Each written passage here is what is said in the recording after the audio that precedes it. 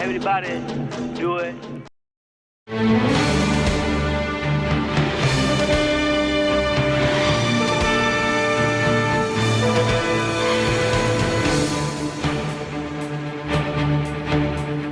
Sobre su balance me gustaría que nos destacara a su juicio cuál ha sido el mayor logro de su mandato y cuál ha sido su mayor error. Para mí haber evitado el rescate creo que fue un acierto. ¿Cuál fue el mayor error?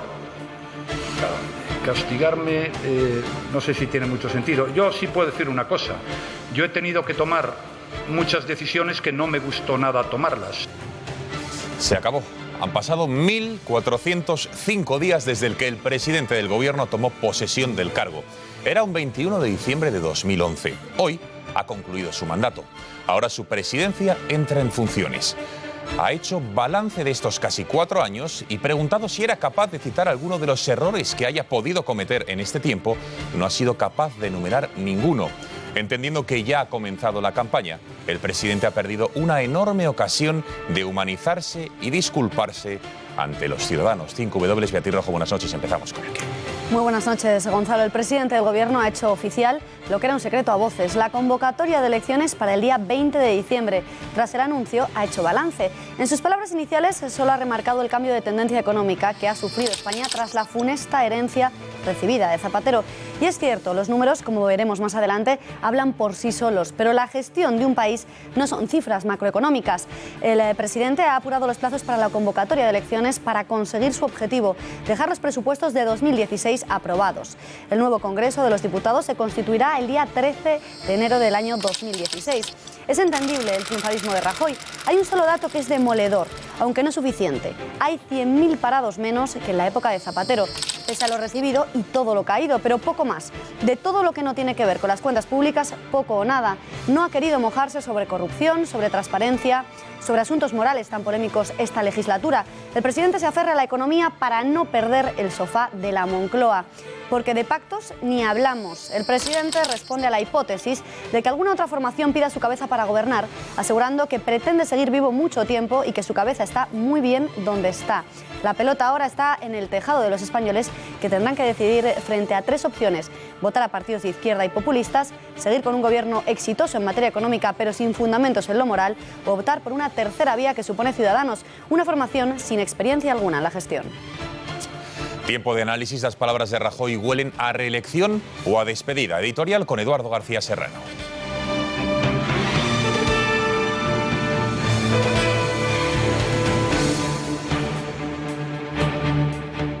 Buenas noches, Gonzalo, Beatriz. Mariano Rajoy teme que su discurso de fin de legislatura se convierta en su testamento político a partir del 20 de diciembre.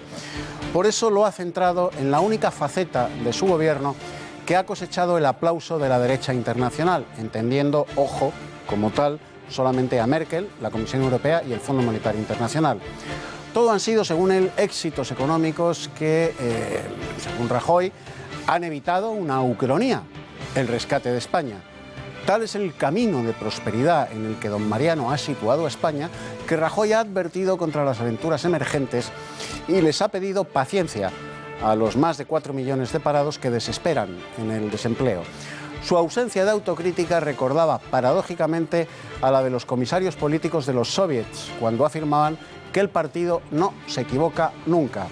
Respecto de la inmoralidad intrínseca al incumplimiento de sus promesas en cuestiones medulares como la ley del aborto, los matrimonios homosexuales, las víctimas del terrorismo, la claudicación ante ETA, todo eso no importa, porque como a Rajoy no le ha importado nunca, eran simples cebos electorales, él cree que a la derecha sociológica española tampoco le importa.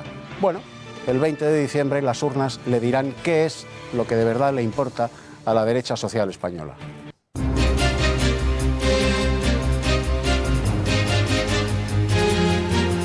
La Organización Mundial de la Salud declara cancerígena la carne procesada como las hamburguesas y las salchichas y probablemente cancerígena la carne roja y compara su impacto en nuestra salud con el tabaco o el amianto. El estudio relaciona su consumo con el cáncer de colon, páncreas y próstata. ¿Debemos dejar de consumir estos alimentos? Se lo preguntaremos a una doctora del Instituto de Investigación Oncológica. Sorpresa electoral en Argentina que puede poner fin a 12 años de kirchnerismo. Scioli gana por la mínima y tendrá que celebrarse una segunda vuelta. Mauricio Macri dio una enorme sorpresa que ninguna encuesta pronosticó. Se quedó cerca de ganar y ahora es el favorito para la segunda vuelta que se celebrará el 22 de noviembre. En Polonia, viraje hacia la derecha y auge también de los euroescépticos. La próxima primera ministra Beata Szydło habría obtenido el 39,1% de los votos, mientras que el Partido Liberal de centro-derecha, Plataforma Ciudadana, pasaría a ser, tras 8 años al frente del gobierno, la segunda fuerza más votada con un 23,4% de los sufragios. Un terremoto en Afganistán con magnitud de 7,5 deja más de 230 muertos, incluyendo 12 niñas afganas que perecieron en una estampida de pánico y 1 millar de heridos. El temblor se ha sentido también en Pakistán y en la India, y su epicentro se ha producido a 250 kilómetros al norte de la ciudad de Kabul.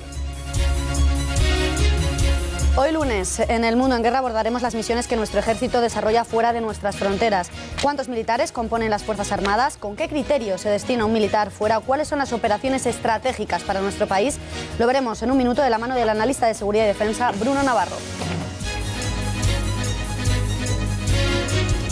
Y en los deportes, Juan Manuel Pérez Noya, buenas noches. Buenas noches. Bueno, Madrid y Barça siguen absolutamente imparables y parece que el Atleti le sigue de cerca. Le sigue de cerca. 21 puntos tienen concretamente Madrid y Barcelona y 19 el Atlético de Madrid. Los tres ganaron este fin de semana. Madrid y Barça el sábado.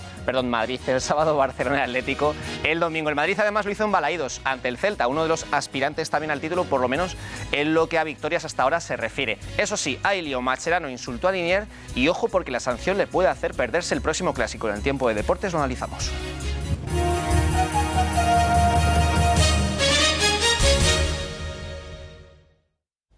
Este lunes ha dado comienzo la 11ª legislatura del Parlamento de Cataluña, no sin polémica. En primer lugar, porque a estas alturas no se sabe si las fuerzas políticas independentistas van a lograr ponerse de acuerdo para formar gobierno. La hoja de ruta es compartida tanto por Junts pel Sí y por la CUP. Solo hay un escollo. Que tiene nombre y apellidos y se llama Artur Mas. Sobre la investidura del presidente catalán en funciones no se ha debatido. Quien sí ha sido nombrada presidenta, pero del Parlamento catalán, ha sido la ex líder de la ANC, Carme Forcadell, quien en un polémico discurso absolutamente partidista ha dado por concluida la Cataluña autonómica y por ello ha pedido la puesta en marcha del proceso hacia la República Catalana, acabando su alocución incluso con un «Viva la República Catalana». Queda constituïda la 11a legislatura. Visca la democràcia, visca el poble sobirà, visca la República Catalana. Tiempo de escuchar reacciones porque ya desde primera hora de la mañana comenzaba calentita la respuesta, por ejemplo, del portavoz del PP, García Albiol, a un tuit de la propia Forcadell en la que ésta dijo que hoy comenzaba esta legislatura con mandato democrático emanado de las urnas el 27 de septiembre para conseguir un Estado catalán independiente. La respuesta de Albiol fue contundente, como más adelante lo han podido verbalizar. Escuchamos a la oposición dando su punto de vista sobre la alocución de Forcadell. Me parece que su discurso ha puesto en evidencia dos cuestiones. La primera, que no ha estado a la altura de las circunstancias, y la segunda, la auténtica manipulación de las instituciones y la perversión del Parlamento de Cataluña. No ha defraudado a la señora Forcadell. Por una parte decía que quería un Parlamento de todos y para todos, pero en su propio discurso ya ha hecho una declaración que no incluye a todos los catalanes, ni siquiera incluye a la mayoría de catalanes, porque ha hablado claramente de un Parlamento para declarar la independencia, cosa que excluye a más de la mitad de los catalanes. En el discurso de la presidenta del Parlamento había claramente dos partes. Una primera que todos podemos compartir, cuando explicaba que el Parlamento es la casa del diálogo y es la casa de todos y la casa del respeto a todas las maneras de pensar, y en cambio la segunda parte ha sido una proclama independentista hecha por y para los independentistas. Otra de las imágenes de la jornada es lo que ha ocurrido tras la sesión. Una vez nombrada presidenta de la Cámara, Carme Forcadell ha invitado a los diputados a cantar lo que ha calificado o ha definido como el himno nacional de Cataluña, y sucedía lo que ven en sus pantallas. Un gran número de diputados de las CUP, de Esquerra y de Cataluña Sí que es Pot, es decir, el Podemos catalán, han entonado el himno autonómico con la mano izquierda alzada y el puño en lo alto cerrado.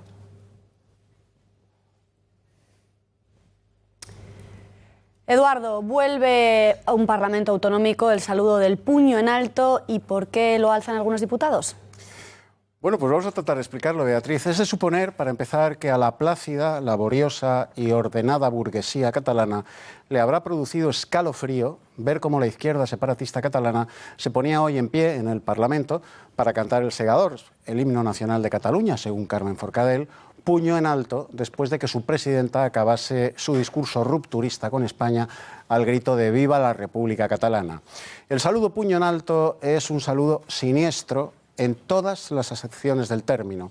El comunismo, la ideología política que más crímenes ha perpetrado a lo largo de la historia, lo adoptó como propio desde antes del triunfo de la revolución bolchevique. El puño en alto es el saludo del Gulag y de la Checa, de los pogroms contra los cristianos. Es el saludo de los guardias rojos de Mao Zedong, de las fosas de Katyn, de la tiranía comunista desde la puerta de Brandenburgo hasta la Camboya de los Jemeres Rojos. El puño en alto es el saludo de los campos de exterminio de Siberia, pero también de las brigadas rojas italianas, de las Baader-Meinhof de Alemania, de la ETA y de Terra Iura. El puño en alto es el saludo de la revolución castrista, de Sendero Luminoso en Perú y de los chavistas bolivarianos en Venezuela. Hoy, esos mismos puños se han levantado en el Parlamento catalán para dar la bienvenida a la República Catalana. Muchas gracias, Eduardo. Un par de apuntes más sobre Cataluña y la corrupción de su clase política nacionalista. Manos Limpias, el sindicato que se personó como acusación popular en la imputación de Artur Mas por el 9 de noviembre, ha pedido llamar a declarar a un trabajador de una empresa subcontratada para el reparto e instalación de más de 7.000 ordenadores que se utilizaron aquel 9 de noviembre en ese referéndum. Según publica El Español, esta persona se habría dirigido al sindicato para poner en su conocimiento que podría tener información que probaría que el referéndum del 9N no lo organizaron exclusivamente los 40.000 voluntarios que dijo Artur Mas, sino que también participaron políticos.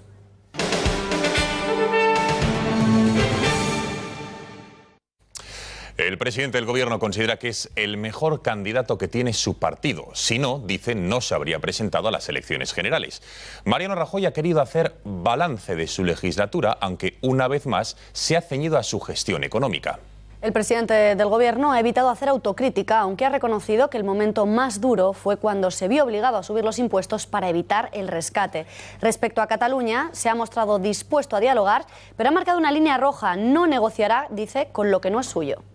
2014 y 2015 han servido para avanzar a un ritmo creciente en los tres objetivos señalados: empleo, crecimiento y confianza.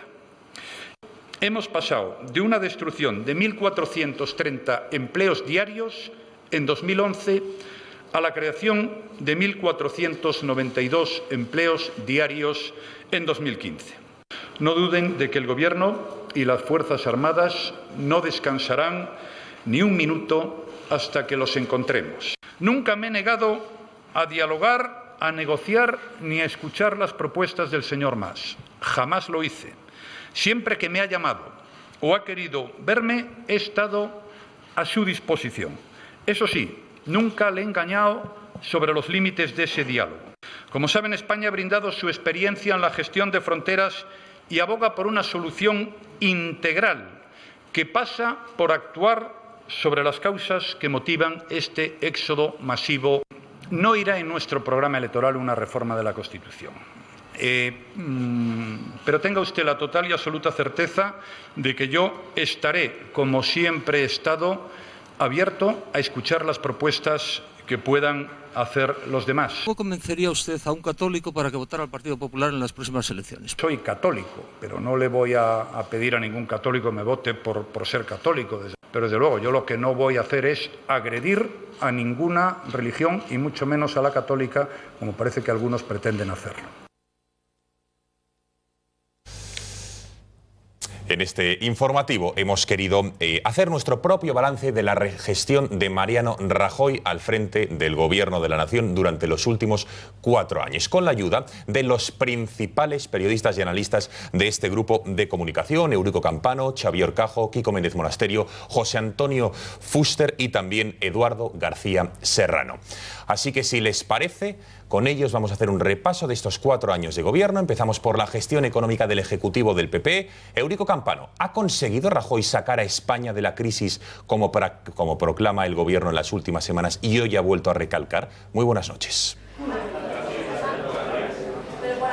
En términos macroeconómicos, tal vez pueda considerarse como relativamente bueno el resultado de la legislatura de Mariano Rajoy. En términos microeconómicos, lo que puede decirse es que esta pretendida recuperación no llega a la calle. Basten algunos datos. Casi un 18% de la población activa apenas llega a los 7.000 euros anuales de base imponible. Los autónomos han visto cómo se han elevado todos sus impuestos en los últimos 4 años. El IVA y el IRPF de un 16 a un 21%. El empleo que se crea cada vez es más precario y los 4.850.000 parados son apenas 100.000 menos de los que había hace 4 años. ¿Es esto un éxito económico? ¿Cómo se atreve el Partido Popular a decir que son el partido de las clases medias cuando son quienes más han contribuido a terminar de machacarlas después de los 8 años del zapaterato? Gonzalo, Beatriz, rotundamente la legislatura de Rajoy no puede saldarse con un resultado óptimo ni siquiera en términos económicos. La nota que le pondríamos es, siendo generosos, de un 3,75. Eso sí, por favor, que no repita, que venga otro distinto.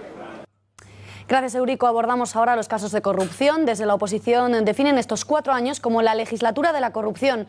Eduardo García Serrano, en tu opinión, ¿ha dado el Gobierno contundente respuesta a los casos de corrupción que azotan a España? Buenas noches. Buenas noches nuevamente, Gonzalo. La lucha contra la corrupción del Gobierno del Partido Popular ha llegado tarde y de penalti pitado por el CIS, por el Centro de Investigaciones Sociológicas, que les advertía muy seriamente de que el recurrente y tú más ya no servía y que la sociedad española estaba harta del albañal en el que se había convertido la política española, gracias al Partido Popular también. Por eso la respuesta del Partido Popular ha sido muy, pero que muy tardía. Nota, un 2 muy bajo. Gracias, Eduardo. Kiko Méndez Monasterio, el Gobierno ha cumplido con su programa electoral. ¿Qué te parece el incumplimiento que ha tenido? Cuéntanos y ponle nota. Rotundamente no. El Gobierno de Rajoy no solo no ha desmontado toda la ingeniería social ideológica del zapaterismo, sino que la ha desarrollado, ha profundizado en ella y la ha dotado presupuestariamente. Incluso ha ido más allá en algunos aspectos, desde el multiculturalismo a la ideología de género, de lo que avanzó en su día José Luis Rodríguez Zapatero. Así que, al menos en este aspecto, la nota no puede ser otra más que 0. Gracias, Kiko. José Antonio, ¿consideras que el Gobierno Popular ha conseguido modernizar a España y acercar las instituciones a los españoles? Buenas noches. Sí, definitivamente sí. Mariano Rajoy y su gobierno ha acercado mucho a las instituciones a los ciudadanos. Abuela Pluma, ejemplos. El Ministerio de Hacienda, la Agencia Tributaria, son ejemplos de instituciones pegadas a la piel de la ciudadanía. El INEM, ha abierto las puertas de par en par a todo lo que es una población deseosa de conocer el funcionamiento del INEM. Los ayuntamientos vascos se han abierto a parte de la población en general y a parte de la población reclusa también, que antes no tenían una representación adecuada en los ayuntamientos vascos. Por todo esto, y hay más ejemplos, yo le pondría un 9,75. Algún día seguro que nos explica para qué sirve el Senado y entonces le pondremos un 10. Gracias, José Antonio. Xavier Orcajo, ¿ha afrontado Rajoy correctamente los desafíos sobre la unidad de España? ¿Qué crees? Buenas noches. Desde luego, con lo que respecta al desafío separatista catalán, el balance es muy desfavorable. Mariano Rajoy no cambió nada de esas sentencias incumplidas en materia de libertades lingüísticas, tampoco cambió nada en lo que toca a los medios de comunicación del Estado en Cataluña y lo que se espera de ellos, que no es precisamente que hagan lo mismo que los medios que paga la Generalitat. Esa incomprensión que acunó aquello del España nos roba ha continuado, ha seguido, ha crecido y se ha multiplicado hasta llegar a esto de la independencia y nada más. Ese es un demérito de la acción política de Mariano Rajoy que no ha sabido resolver. También en Cataluña se ha ido a cero, a casi cero, en materia de expectativa electoral, pero la unidad de España no es solo eso. La unidad de España también es la doctrina Parot, Bolinaga y tantas cosas, tantas hojas de ruta copiadas del zapaterismo que no han visto un giro hacia la defensa de la unidad de España. Por lo tanto, mi conclusión es que al tema de la unidad de España el balance de Mariano Rajoy como presidente del Gobierno es no más de un 3 raspadillo. Este ha sido el balance de nuestros periodistas. Muchas gracias a todos y muy buenas noches.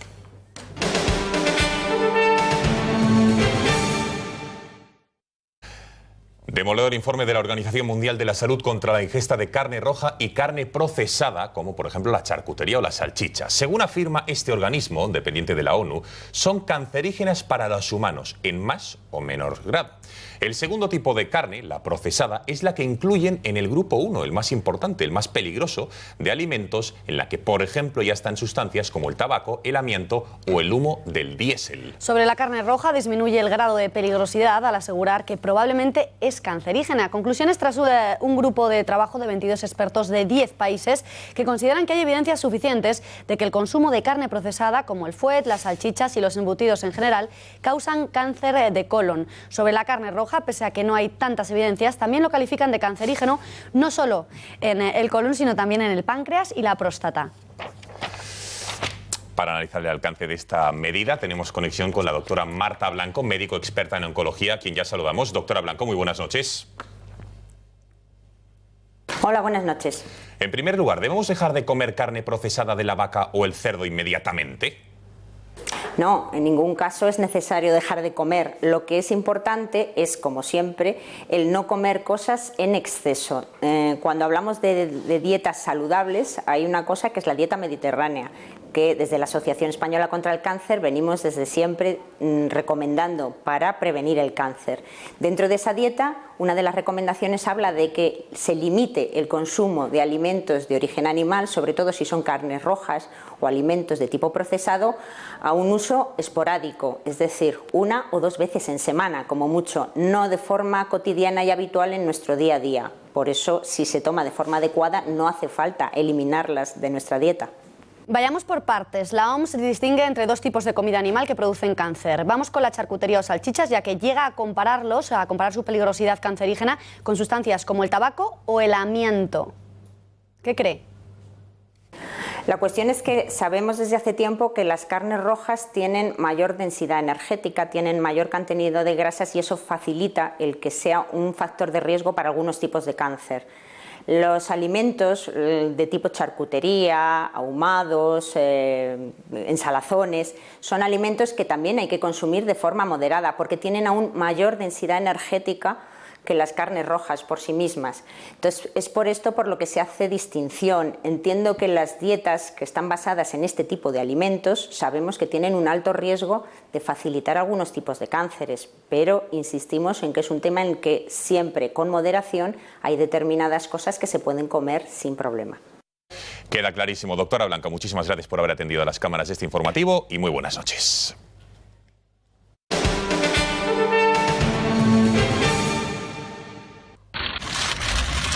Ha concluido el Sínodo de la Familia con la misa con la Eucaristía que celebraba ayer el Santo Padre, el Papa Francisco, en San Pedro del Vaticano. 3 semanas de trabajos intensos, colegiales entre cardenales, obispos, sacerdotes y laicos procedentes de diferentes países para analizar la situación actual de la familia alrededor del mundo entero.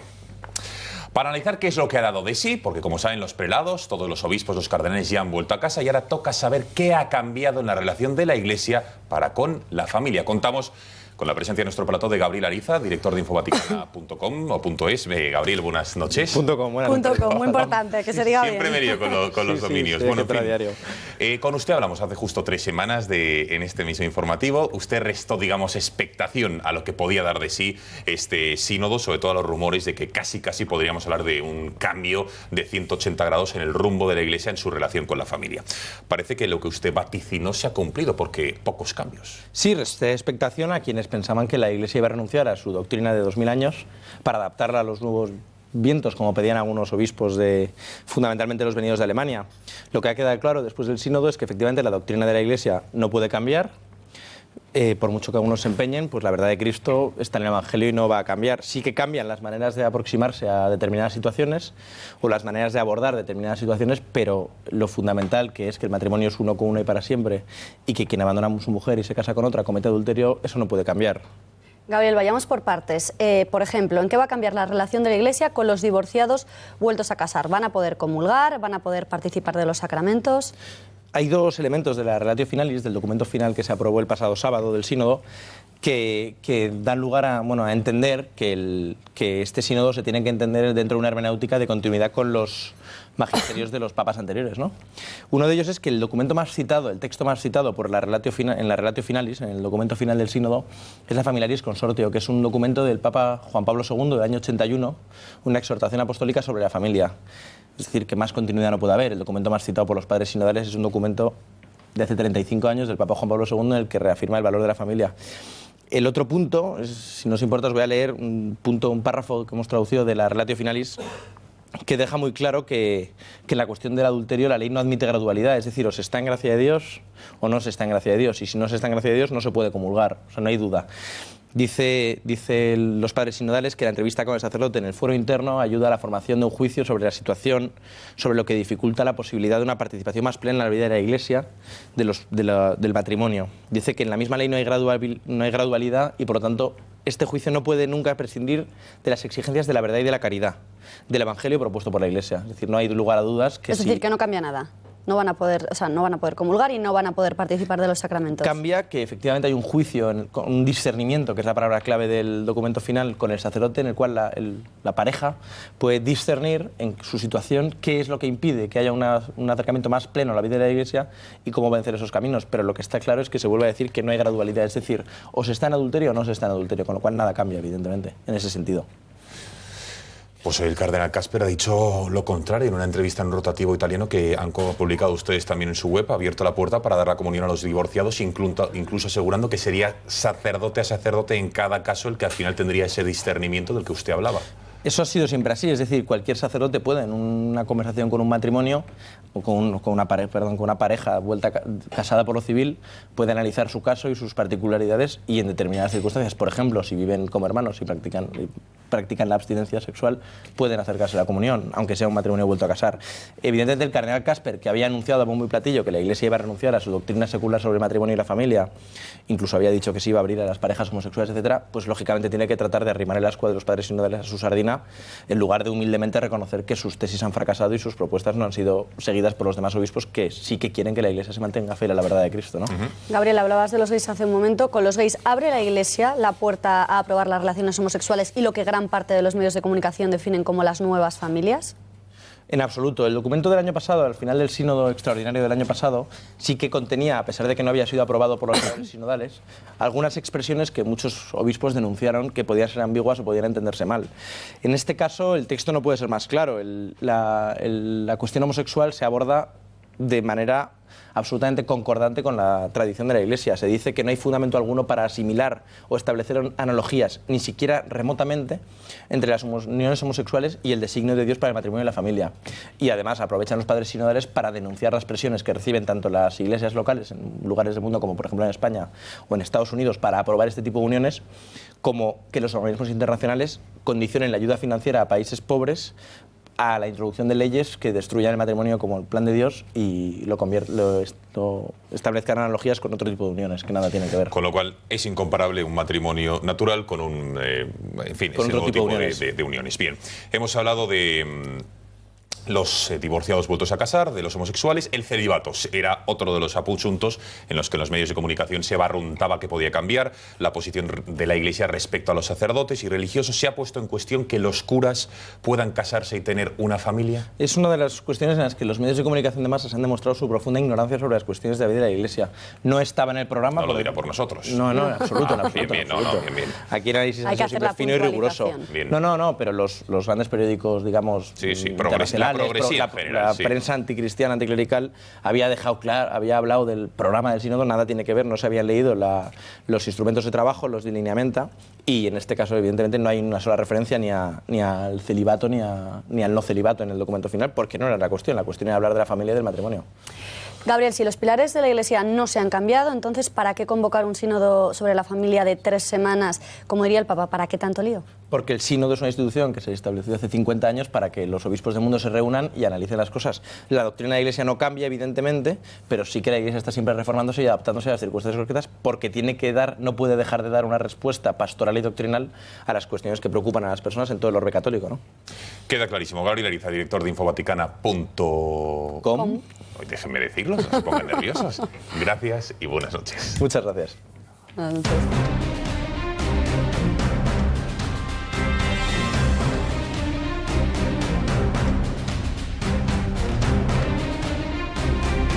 Tras el análisis de lo que ha dado sí este sínodo, es lunes, tiempo de abordar ya nuestra habitual sección El Mundo en Guerra. Para ello contamos con la presencia en nuestro plató un lunes más de Bruno Navarro. Como saben, es analista y experto en seguridad. Señor Navarro, buenas noches. Buenas noches. Hasta luego. Gracias por estar con nosotros. Bueno, en la noche de hoy, si les somos francos, teníamos pensado hablar sobre cuál es el papel de las Fuerzas Armadas en el extranjero, las Fuerzas Armadas de nuestro país, pero antes tenemos que abordar la actualidad, lo hemos contado anteriormente.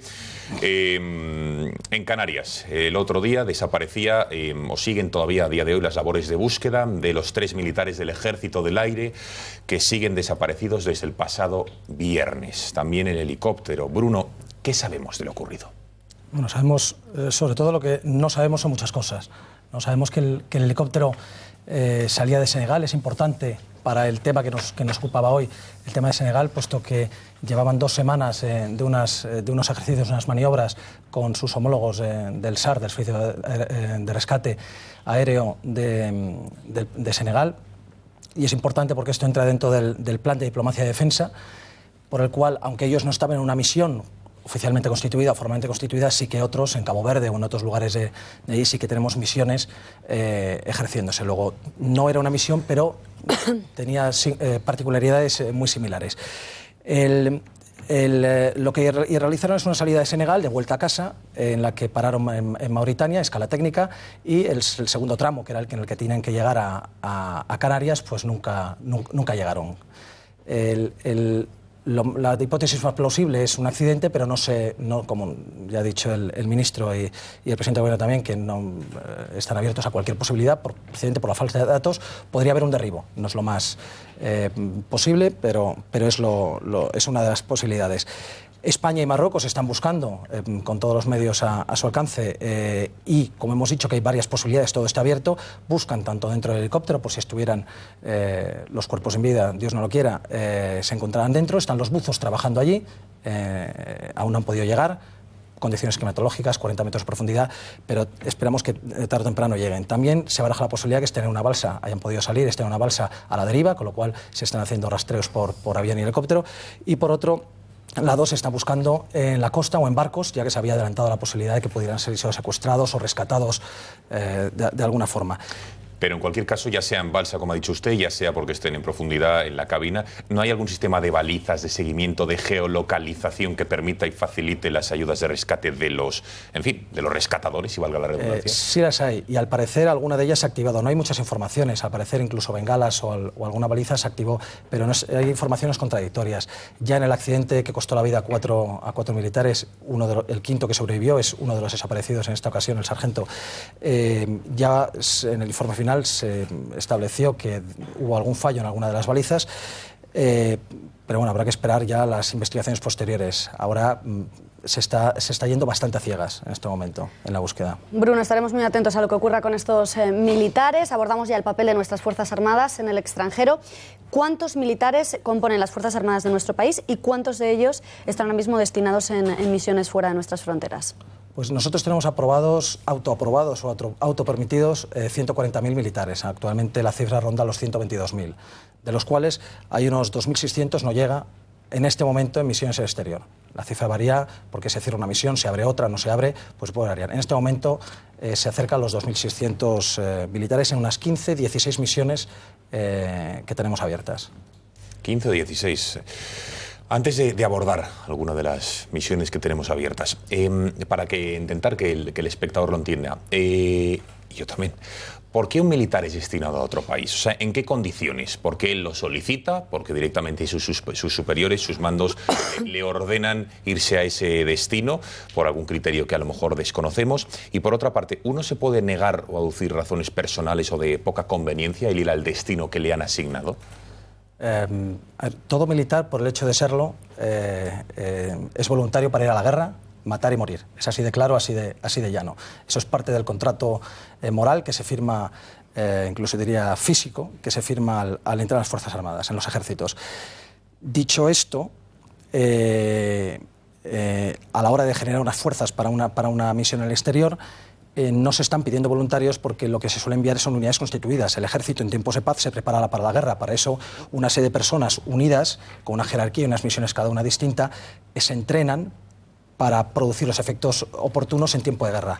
Si en tiempo de guerra empezamos a pedir voluntarios, mal vamos, mal negocio hacemos. Con lo cual, en tiempo de guerra lo que se envían son esas mismas unidades que se han preparado en paz, se envían en la guerra. Por lo tanto, no hay lugar para voluntarios. Sí que hay, para determinados puestos, se solicita a alguien porque tenga unos idiomas, unos cursos, unas cualidades que se están buscando y se le puede enviar forzoso, aunque no estuviera en la unidad que mandaban, o se pueden pedir voluntarios para cubrir determinadas vacantes. Y en cuanto a lo que decías de si se puede negar, no, terminantemente no se puede negar. Otra cosa es que por circunstancias familiares o personales delicadas y pudiéndose elegir o pudiendo no ir, el jefe de la unidad pues lo valore y le permita quedarse en España. Si le parece, desgranemos ya algunas de las misiones que tiene España en el extranjero, en zonas estratégicas. Empezamos, si le parece, por la zona de Asia. En concreto, una de las zonas donde más conflicto, más inestabilidades hay es el Líbano. ¿Qué nos puede decir de esta misión? Bueno, el Líbano fue una de nuestras misiones estrella, ya no lo es tanto, pero lo fue en su momento. En Líbano lo que ocurrió fue en 2006 un ataque israelí que invadió el sur del Líbano en respuesta a unos ataques de Hezbollah y a unos secuestros de sus tropas. Al retirarse de nuevo a sus fronteras se reactivó o se reforzó la misión de Naciones Unidas, que ya existía desde el año 78, que eran unos 2.000 hombres. Efectivamente tenemos las misiones, no son pocas, y se reforzaron de 2.000 hombres, pasaron a 15.000, que España ponía 1.100, un gran contingente, el primero o segundo que componía la fuerza. Ya desde 2012, hace poco, ya lo hemos reducido a 600, la misión va bajando de intensidad y se llama Libre Hidalgo. En España la hemos llamado, la misión de la ONU es UNIFIL, pero en España la hemos llamado Libre Hidalgo. El objetivo es controlar el cese de hostilidades, verificar el cese de hostilidades entre Hezbollah e Israel y ayudar al ejército del Líbano a tomar control real frente a Hezbollah de ese sur del Líbano, que hasta ahora era territorio de manga ancha para ese grupo terrorista. ¿Y se está consiguiendo estos objetivos marcados antes de la misión? Muy difícilmente y muy lentamente. UNIFIL dice que lo va consiguiendo y es verdad que el ejército del Líbano cada vez tiene mayor presencia en el sur, pero es muy lento. De ahí que todavía, desde 2006, sigamos con esa misión allí. España, de hecho, es muy importante ahí, puesto que la mitad del sur del Líbano es de control español. No hay solo españoles, pero bajo control español se tiene la mitad de la zona este, la zona más conflictiva, y España ha pedido para el año próximo mandar la misión, que nos ha costado por ahora 10 muertos, de los cuales 6 son los paracaidistas que murieron en un ataque en 2007, un ataque probablemente de Hezbollah, y un cabo que murió a principios de año por fuego israelí en respuesta a ataques de Hezbollah. Queda clarísimo. Don Bruno Navarro, muy interesante, así que le emplazamos al próximo lunes a seguir analizando las misiones, todavía las que nos quedan de Asia, como he dicho, del Estado Islámico y de Afganistán, y también el Mediterráneo, África, y ahí donde todo nuestro ejército esté destinado. Gracias y buenas noches. Habrá para mucho. Muchas gracias. Gracias.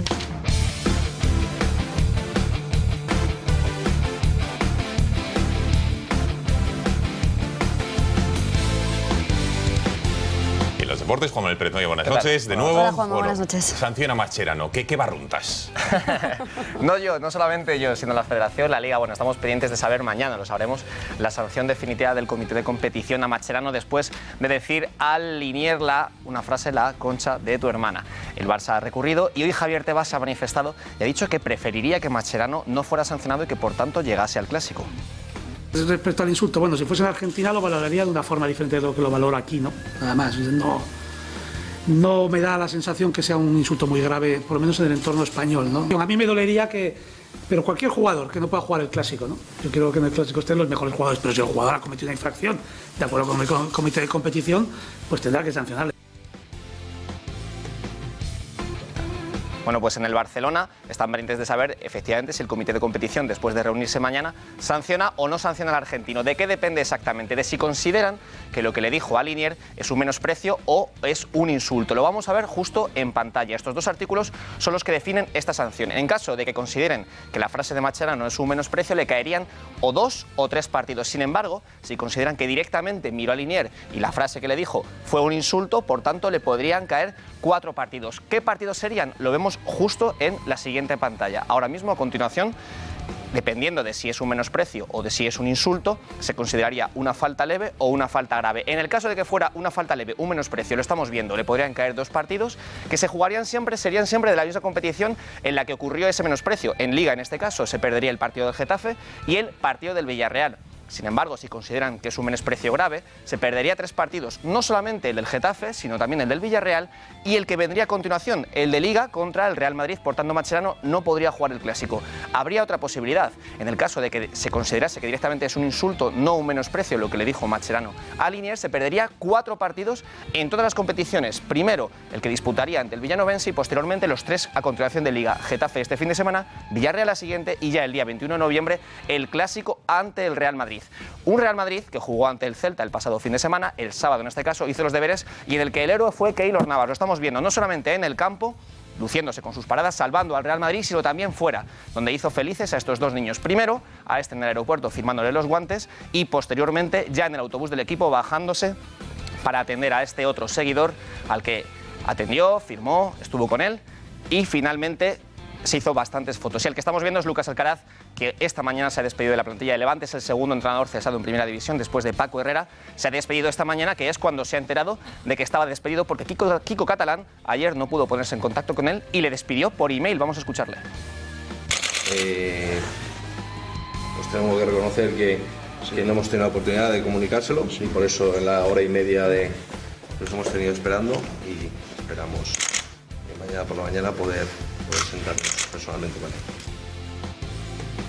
Bueno, y también un asunto de este fin de semana es la patada vergonzosa de Rossi a Marc Márquez en el Mundial de Motociclismo, que dejó fuera al piloto catalán y español. Estamos viendo las diferentes bromas que han surgido en las redes, comparando a Rossi con Pepe, no solamente con eso, sino haciendo bromas con su apodo, Matasanos en este caso. Bueno, las redes inundadas, podéis ver todas estas imágenes en puntopelota.es.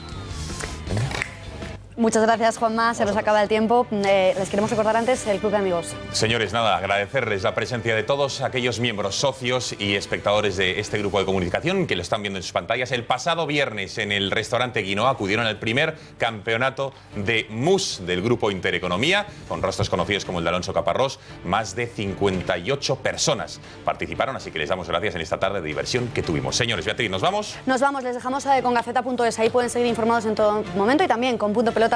Después, Punto Pelota y el Gato al Agua. Gracias por su confianza. La información vuelve mañana puntualmente a las 8 de la tarde. Adiós.